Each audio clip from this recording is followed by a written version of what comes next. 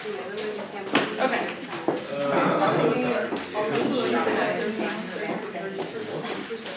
All right, real quick. What is an ideal gas? A very gas. I really don't know what that is.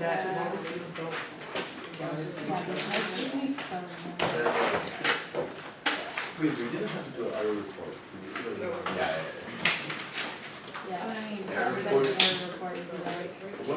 Yeah, why are all of our error reports so old? Leslie, what is that?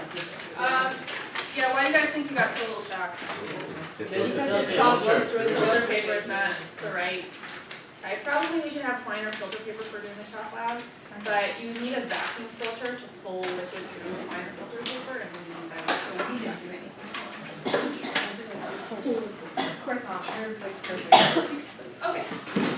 So, ideal gases. What's an ideal gas?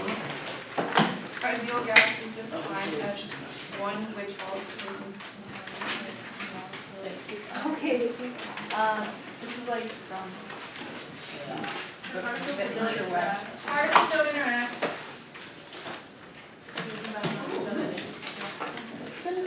Right, they bounce off, they don't stick. And what else makes it an ideal gas? The volume of the atoms or molecules take up less than 1% of the volume of the gas. Yeah, exactly. It is mostly empty space. So if you squish a gas really a lot and compress it into a very small space, it doesn't behave in quite the same way as most gases do, but most of the time gases are ideal gases. The gases in this room are ideal gases. Stuff at kind of reasonable pressures and not super cold temperatures. They all behave the same way. So that's what we're going to be talking about today. Okay, we've got 3 gas laws we're going to talk about. And I use my notes because I always forget which one is which. Alright, so remember we can measure a few things for gases. We can measure temperature. We can measure pressure. It's the pressure of the gas.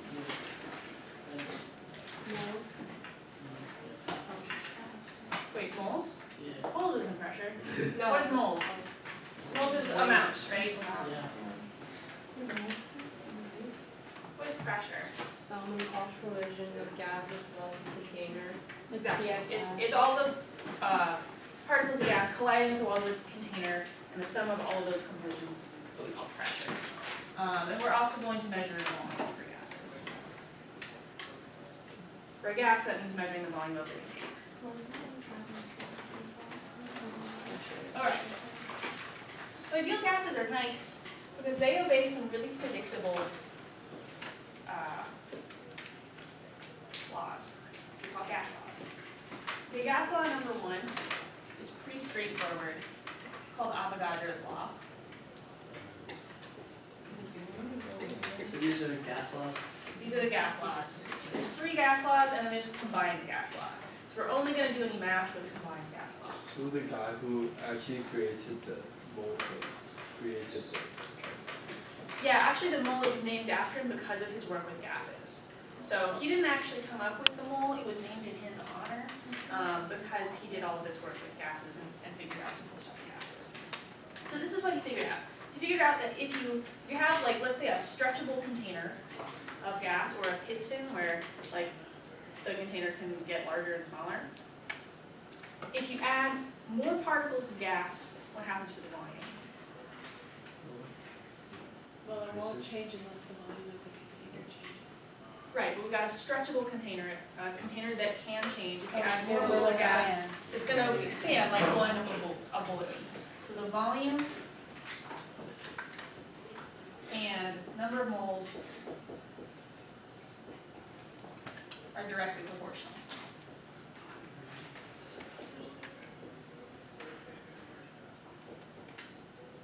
As long as temperature and pressure are the same. Not ignore that. So if we have number of moles and volume, we have a nice, like, linear relationship. That's kind of linear. And it goes to 0, right? Because if you have 0 moles of gas, it should take up 0 volume. That's all we got. Next law is Charles's law.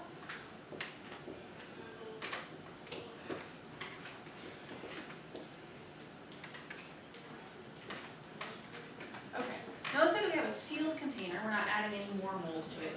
It's got a fixed amount of gas, and it's a stretchy container or a flexible container, it can change size.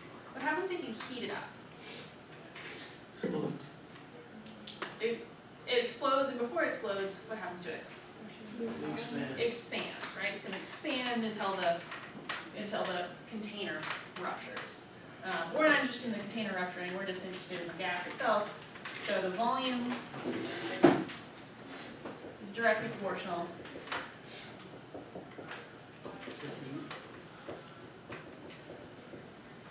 Not heat and temperature are slightly different. Heat is the energy of particles moving. Temperature is the average speed of all of the particles. That's directly proportional to temperature. This is why a hot air balloon goes up, because you have like some air, and when you heat it up, the air expands, which makes it less dense, which makes it float in cold air.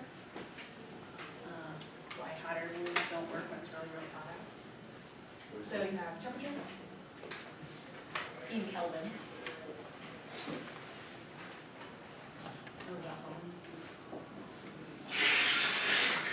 And this is a straight line of temperature. Was the number of moles is also proportional to temperature? Yes, all of these things are proportional to each other. So this is volume and number of moles are directly proportional if pressure and temperature are kept the same. This is volume is directly proportional to temperature if pressure and number of moles are kept the same. Oh. So this is like we close the container, we can't add any more gas to it. And it actually also goes through 0. So at 0, an ideal gas, or at 0 Kelvin, absolute 0, an ideal gas has a theoretical volume of 0. Which is kind of weird. Collapses. Down at these temperatures, it's not going to act like an ideal gas anymore. Wait, Yeah. So why then would that just cease to exist? Because technically, Yeah, I think it's kind of a weird mathematical thing where like it's pretty much 0. It's so small that it's compared to the size of gases. Normally, we're going to round it to 0 and discount that error. But it does have to take up some space because the atoms themselves take up some space. Alright, so that's Charles's law. Volume is directly proportional to temperature. And then last gas law, Wills' law.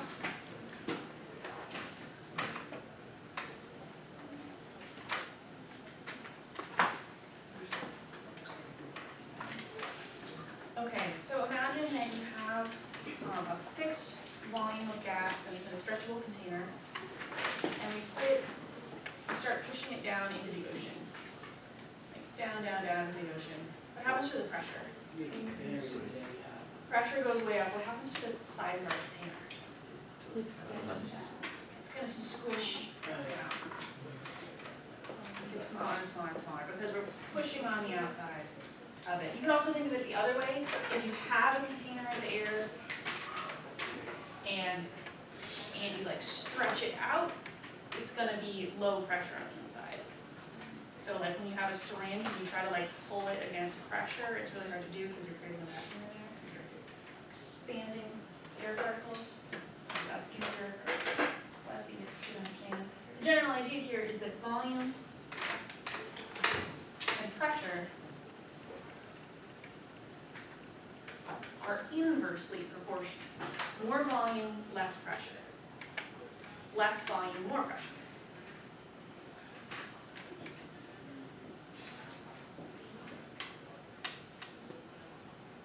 Volume in terms of the volume of the container. Yes, the volume of the container.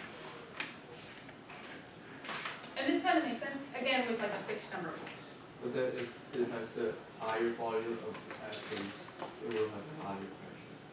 Only if it has higher volume because I added more moles. So let's say we take the same number of moles and I pull it out into a larger space.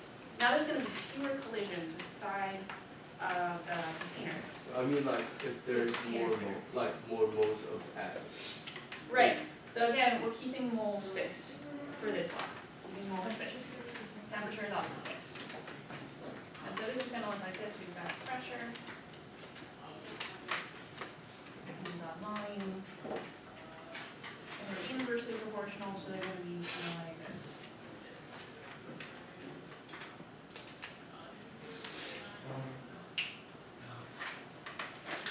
So if you cram your gas into a really small volume, there's a lot of collisions with the walls, really, really high pressure. If you expand it into a really large volume, not very many collisions with the walls, low pressure. Okay. So, the key with this whole thing, oh, and by the way, there's always a constant, some kind of constant. We don't really know the slope of this line, we only know the slope of this line. It's not important. We're not going to do math with these guys by themselves. Okay. Now, if I combine all of these laws, I can combine these laws together algebraically, which I'm not going to do because I don't have time. And you can make a combined ideal gas law. So this ideal gas law that I'm going to show you is an equation that you should just know. Just memorize this card. Called the ideal gas law.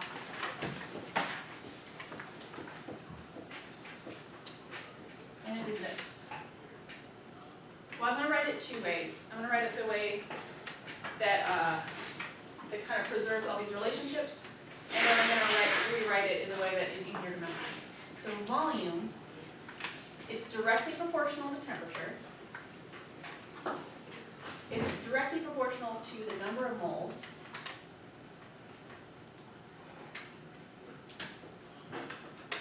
It's got some constant, and it's inversely proportional to pressure. So volume equals temperature times number of moles times some constant over pressure. N is the number of moles.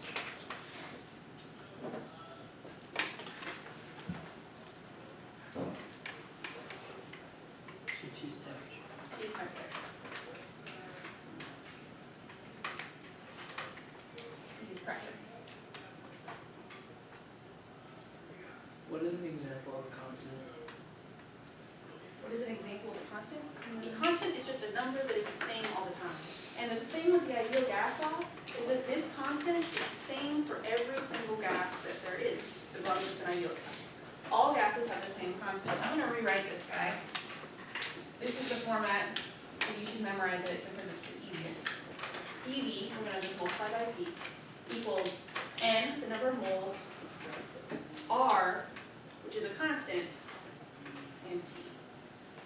PV equals nRT, inert, satisfied. Okay? PV equals nRT. So if you have 3 of these 4 variables, then you can easily calculate the fourth one. R is called the ideal gas constant. Just give it in the question for the It is not given in the question. It is the same for every single gas. It is the number 0.0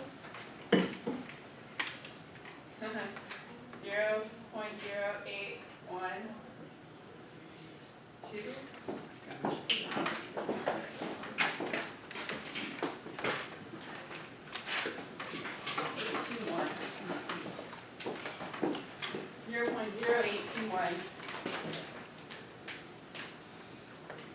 And the units on R has units. Its unit is really, really weird. Its unit is liter atmospheres per mole Kelvin.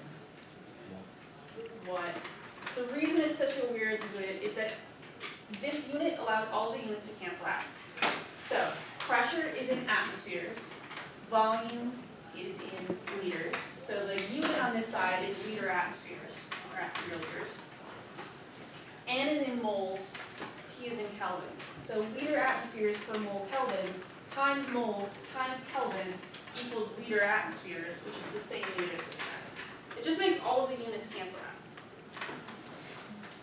Just like all the units all crammed together into one sort of nonsense unit. Liter atmospheres per mole Kelvin. And this is the same constant for every single ideal gas that there is. Cool,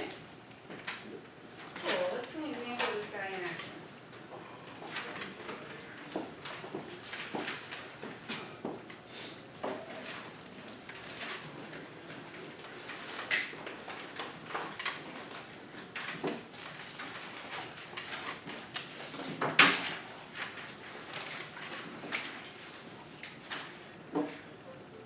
Oh, you guys wanna see it? I'm Using video first? Yes. Sure. Oh.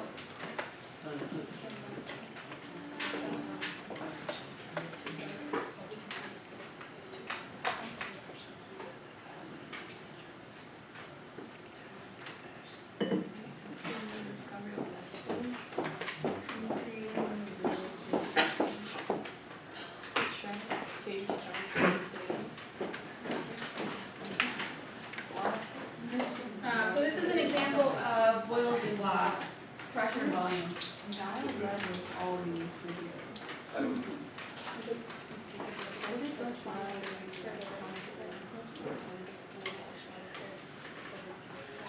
Demonstration, I'm using a vacuum chamber. This vacuum chamber, I have placed 2 marshmallows inside. Now marshmallows are colloids. They're air puffed into some kind of sugary polymer that we love to eat. And this hose is connected to a vacuum pump that draws the air out and lowers the pressure by taking molecules of gas out of this container. Okay, the pressure inside drops and the air trapped inside our sad and happy and frightened marshmallow, okay, should expand as the pressure drops on the angry, okay, and scared marshmallow, okay, the air inside should expand out. So let's do that.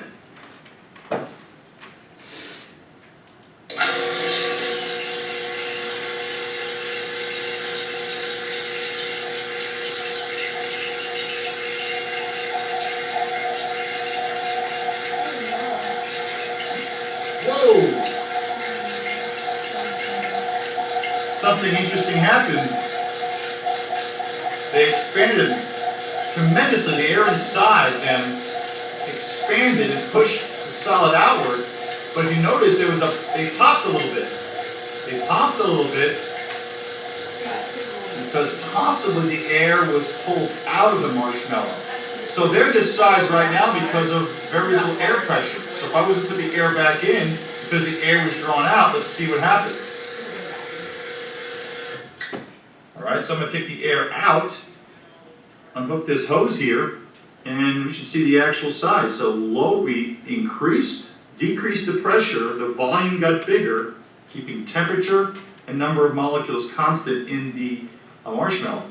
We lower or increase the pressure by air coming back in. Oh, that was a flip. I like that one. These guys decreased in volume because the air was left. There was no air left. So whatever air that was left, I guess there was some, okay, their volume decreased. And now what you have is marshmallows that are certainly smaller than their original size because the air has been drawn out of them. To give you a little comparison of what they were before, okay, let's put these here. And this was exactly the same size. So it gives you an idea in a regular full-size marshmallow how much air is responsible for the volume. So it looks like to me almost twice the volume, if not more, was due to just air inside this polymer. And all we did was lower the pressure. You saw the polymer expand. Okay, Boyle's law states as the pressure decreases, the volume of a ideal gas will expand as long as temperature, okay, and number of moles stays constant. And you can clearly see that more than twice the volume of your marshmallow is just due to air. Now the air, if you notice, popped because This guy's very pleased with himself. I think he's just endlessly amused. It doesn't taste like it. No.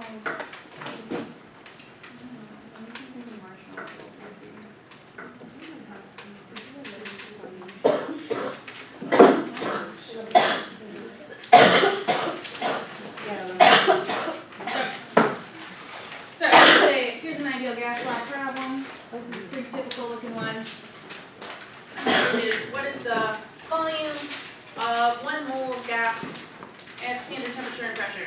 Okay, so standard temperature and pressure is 1 atmosphere pressure and 0 degrees Celsius. I don't know, for some reason, sea level, winter days, standard.